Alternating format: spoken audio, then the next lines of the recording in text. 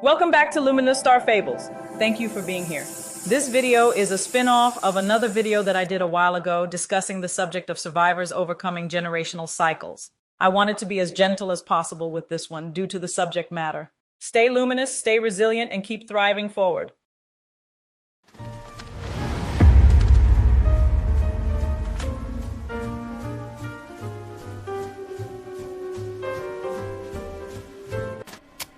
Roll camera. That's it, hold steady. Welcome back to the deep dive. Today we're walking right into the gold room. We're staring down that geometric carpet, looking at the twins in the hallway, and we're picking up the axe.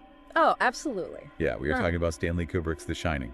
But before you think, okay, I know this one. It's the movie where Jack Nicholson goes crazy in a snowy hotel. I really want you to hit pause on that assumption. Right, because the stack of sources we have today suggests that if you only look at the ghosts or the elevator of blood, you are completely missing the actual horror story. Exactly. And our mission today is to, well, basically peel back the wallpaper of the Overlook Hotel. We aren't just talking about ghosts today. No, we are looking at two very distinct but surprisingly connected layers of this film. On one side, we've got this psychological roadmap of family trauma that is terrifyingly clinical in its detail. And on the other side, which I'm honestly so excited to get into, we have a forensic investigation into the end of the movie.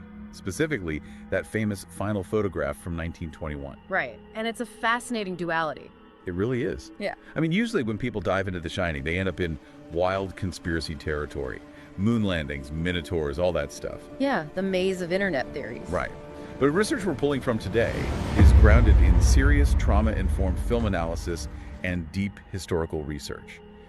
We're going to find out that the man in that final photo, the guy Jack Nicholson literally replaced, was a real person.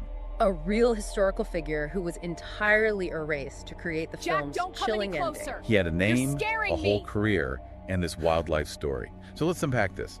We've got sources ranging from trauma theory to historical archives about 1920s London. Let's start with the psychology, though, because before we get to the technical wizardry of that final shot, we really have to understand what the Overlook Hotel actually is within the narrative. Right, so in the movie, strictly speaking, it's a haunted hotel built on an Indian burial ground. That is the text. But the subtext, the analysis we have here, argues that the hotel functions as a massive architectural metaphor for an abusive home. An abusive home. Break that down for us. Well, think about the structure of it. The Overlook is grand. It's high society. It looks perfect on the outside, very impressive to the neighbors, so to speak. But inside, it's isolating. It's rotting. The boiler is constantly threatening to explode down in the basement. Our sources point out that this perfectly mirrors the experience of families living with domestic abuse. That idea of the facade really stuck out to me in the reading. You present this perfect image to the world, the happy family, the reliable caretaker, but behind closed doors, it's just chaos. And the isolation is the key component there. Abusive environments often rely on cutting victims off from the outside world to maintain control. So the snowstorm isn't just a plot device. Exactly. The snowstorm represents that social isolation. No one is coming to help you. You are trapped with a volatile parent, and the world outside has simply ceased to exist. Which naturally brings us to Danny Torrance, because in pop culture, his ability, The Shining, is treated like a superpower, like he's a little wizard who can talk to the chef telepathically. Right, but our sources reframe this in a way that is frankly heartbreaking. They identify The Shining not as magic, but as hypervigilance. Hypervigilance? Yes. Yes. This is a crucial distinction. If you grow up in an unsafe home, you don't develop magic, you develop radar. You learn to read the room instantly. Exactly. You know if your dad's footsteps sound heavy or angry on the floorboards. You know if the vibe has shifted long before anyone says a single word. So when Ganny is seeing the blood in the elevator or seeing the twins, that's not just psychic ability. That is a child anticipating violence before it erupts. It's a survival skill. The sources point out that Danny represents the intelligent adaptation of a child in danger. He is constantly scanning the environment for threats. And then there is Tony, his imaginary friend. Right. The little man who lives in his mouth, which is still the creepiest thing about the movie to me. It is deeply unsettling to watch, but if you look at it clinically, a psychiatrist wouldn't call that a ghost possession. In a trauma context, Tony is a dissociative coping mechanism. A coping mechanism? Yeah. When the adults in the room fail to provide safety, the child's brain creates an inner protector. A voice that says, hide or don't go in room 237. Wow. It really changes how you watch those scenes. He isn't just a creepy kid talking to his finger. He's a lonely kid creating his own safety net because his parents just can't do it. Speaking of the parents, though, we really have to talk about Wendy Torrance. Oh, Wendy. This is such a contentious topic. I feel like I need to defend her right out of the gate here. Go for it. For decades, people, critics, audiences have called her weak. They say she's annoying, she's screamy, she's just a helpless victim. I mean, Shelley Duvall took so much heat for that performance. She really did. But the analysis we have today flips that script completely. It does, and it is such an important correction. If you view Wendy through the lens of trauma theory, she is not weak at all. She is performing what psychologists call anxious appeasement. Anxious appeasement. What does that actually look like in the context of the film? It's intense emotional labor. It is the exhausting work of constantly trying to soothe an unpredictable partner just to prevent an explosion. Like that scene early on where Jack is typing and he completely snaps at her. Yes, exactly. He says, don't come in here when I'm working, and he's incredibly aggressive about it. And her reaction is to apologize immediately. She backs away, she offers to make him coffee, she literally makes herself smaller. Because she is de-escalating. She is walking on eggshells the size of bowling balls. That isn't weakness, that is pure survival mode. She's trying to keep the family unit together because she knows if he pushes back, the boiler explodes.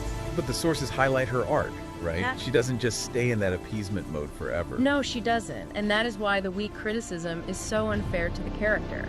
The moment she realizes Danny is in immediate physical danger, specifically when she sees the bruises on his neck, the appeasement stops completely.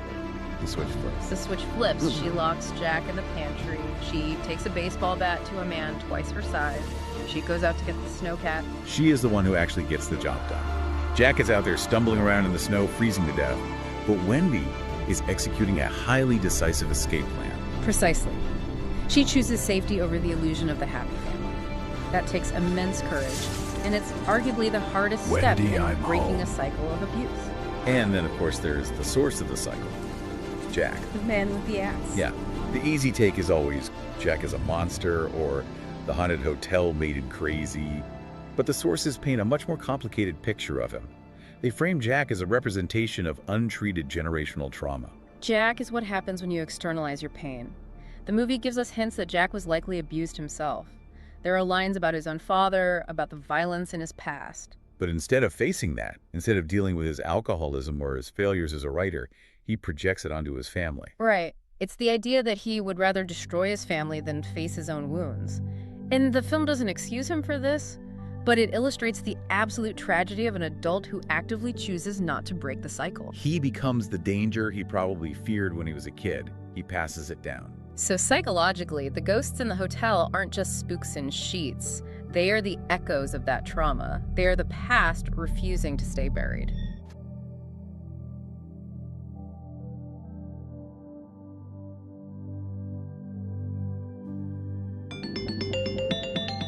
Have you ever had this feeling like you're carrying around a weight that isn't totally yours? You know, that the echoes of your family's history are somehow still playing out in your life right now? Well, today, we're going to dive into this really powerful and often invisible force called generational trauma, and specifically how sometimes one person in a family gets chosen to carry it all. I mean, this is the big question, isn't it? You're an adult. You've grown, you've maybe moved away, but there's still this ache that just won't go away. I'm here to tell you it's not in your head, and it is definitely not a sign that you're weak. It's often the last chapter of a story that started way before you were ever even born.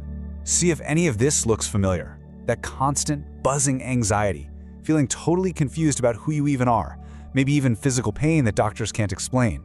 If you're nodding along, you are so not alone. These feelings are those echoes we're talking about. It's the body's way of screaming about wounds the mind was told to just ignore. So where on earth does all this come from? To really get what these echoes are, we have to go back to the source. And a lot of the time, that source is this one big, unresolved wound deep inside the family system itself. It gets passed down, almost like a painful family heirloom. And there's a name for this: transgenerational trauma. It's this core idea that families can hand down a lot more than just eye color or curly hair. They can pass along their unresolved pain. When a parent or a grandparent just denies their own history and their own wounds, that pain doesn't just vanish into thin air. Nope, it just finds a new person to live in. But how? How does it actually get transferred? Well, here's how it often happens. The source material points to this really key mechanism. In a dysfunctional family, especially one with narcissistic patterns, a child is often unconsciously picked for a very specific and very painful role: the scapegoat. And this choice is anything but random. It serves a very dark purpose for the family. In the world of family therapy, they call this child the identified patient, or IP for short. It sounds so clinical, doesn't it? But the role is absolutely devastating. The family basically points a finger and says, "See, the problem isn't us, it's you." That child becomes the living, breathing container for all the family's secrets, their shame, and all the trauma they just refuse to look at. So, what does it actually feel like to be cast in that role, to be the identified patient? Let's talk about the incredible weight, the immense burden that the scapegoat is forced to carry. Now, this is the part that is, well, it's deeply disturbing. The family's real unspoken goal here, it's to purify itself by dumping all of its problems, all its dysfunction onto this one person. Everybody else in the family gets to feel clean. They get to feel righteous and, normal. And get this. This highlights the completely warped logic that's going on.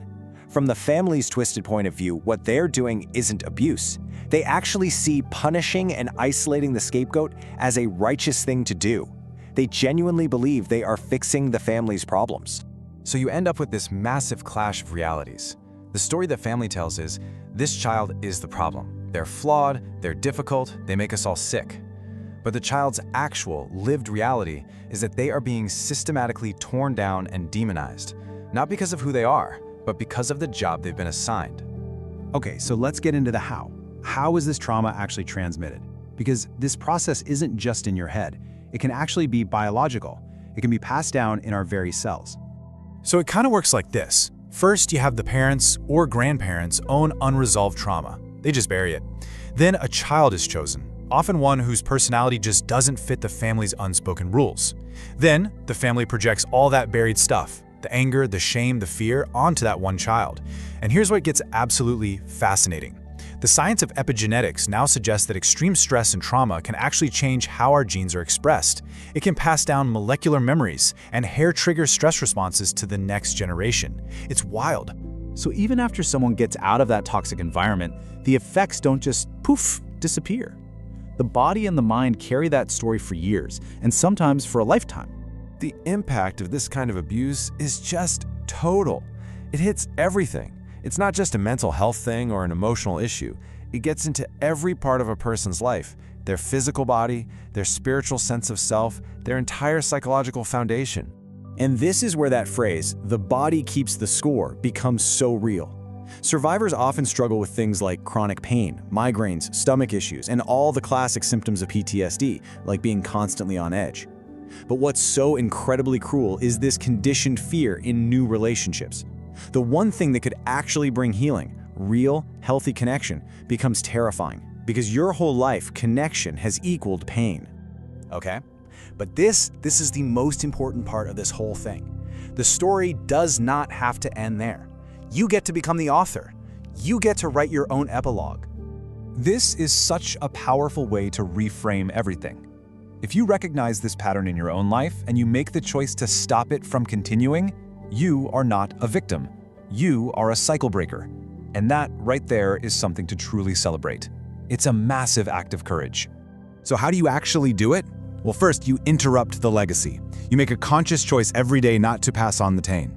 Then, you build a new foundation, a support base of people who actually see you and value you for who you are. You might even dig into your family's history, not to get stuck there, but to understand the secrets so they lose their power over you. And finally, you write your own story. You throw out the script they handed you, and you define your own life on your own terms. Just by choosing to break the cycle, you are already creating an incredible legacy of healing and resilience.